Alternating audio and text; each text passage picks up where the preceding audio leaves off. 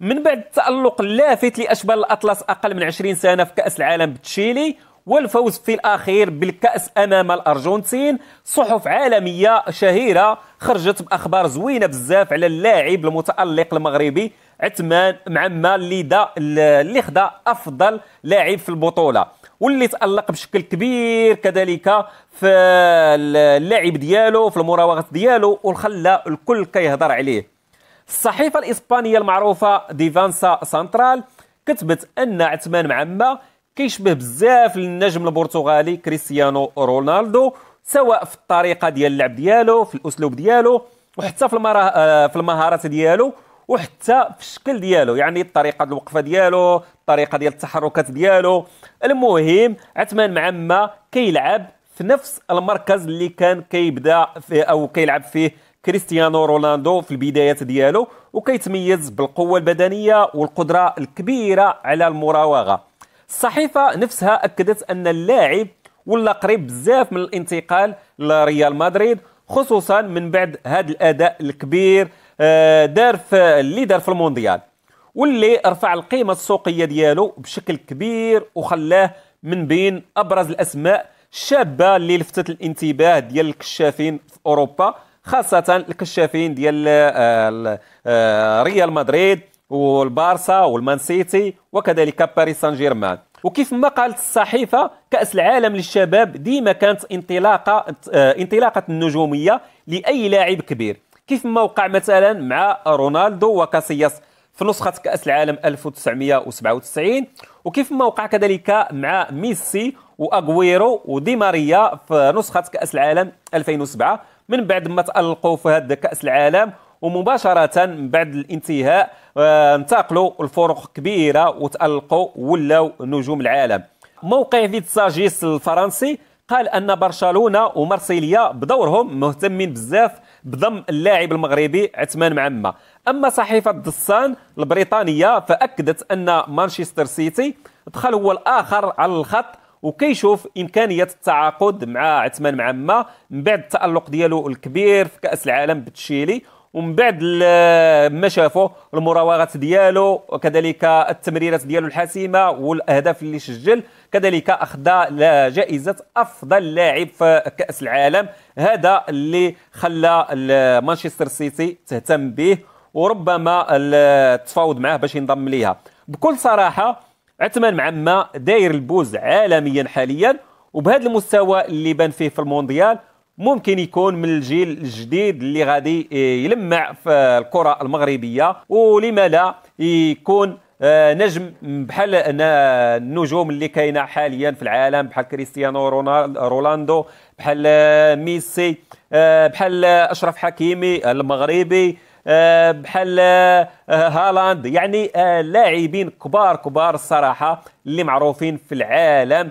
ولكن حنايا ماشي اقل شأنا صراحه، عندنا لعيبيه كبار بزاف بحال عثمان معمة، بحال كذلك ما ننساوش ياسين الزبيري الهداف ديال البطوله كذلك، واللي سجل 2 ديال الاهداف في النهائي امام الارجنتين.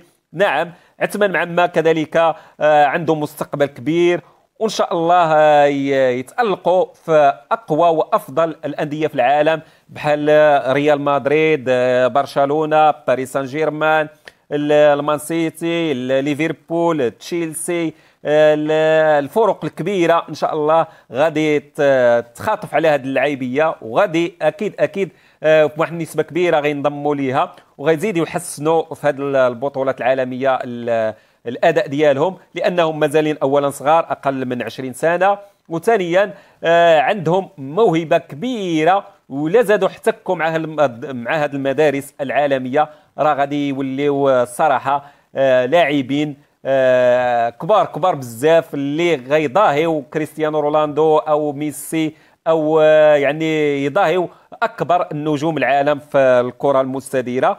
وان شاء الله يكون خير وتنترجاو فيهم الخير اكيد، وان شاء الله يتألقوا في كأس العالم اللي جايه اللي غادي تكون في المغرب والبرتغال واسبانيا اللي غادي تكون 2030.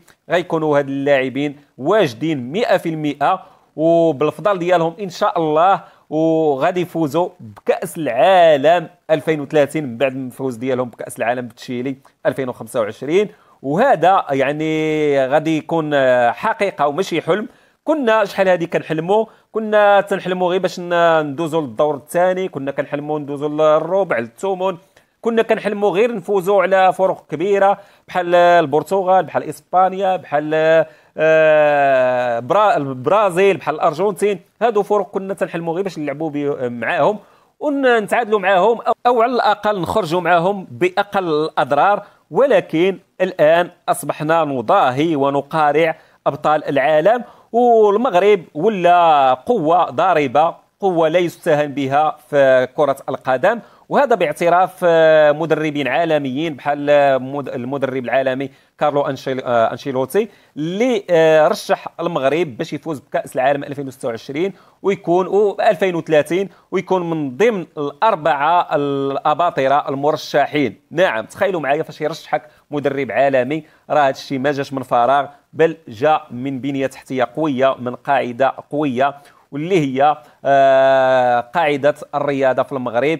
وعندنا أكاديمية اللي كتضاهي الأكاديميات في العالم كلاماسيا كلا فابريكا. يعني هاد الأكاديميات أكاديمية محمد السادس ولات كتضاهيهم. وعندنا أدلة، يعني كأس العالم اللي كان بتشيلي راه 6 ديال اللعيبيه اللي لعبوا في هذه المباريات وساهموا بهذا التتويج كانوا من خريجي أكاديمية محمد السادس، وأبرزوهم الهداف معمة أو عفوا ياسر الزبيري اللي سجل 2 ديال الأهداف ضد الأرجنتين.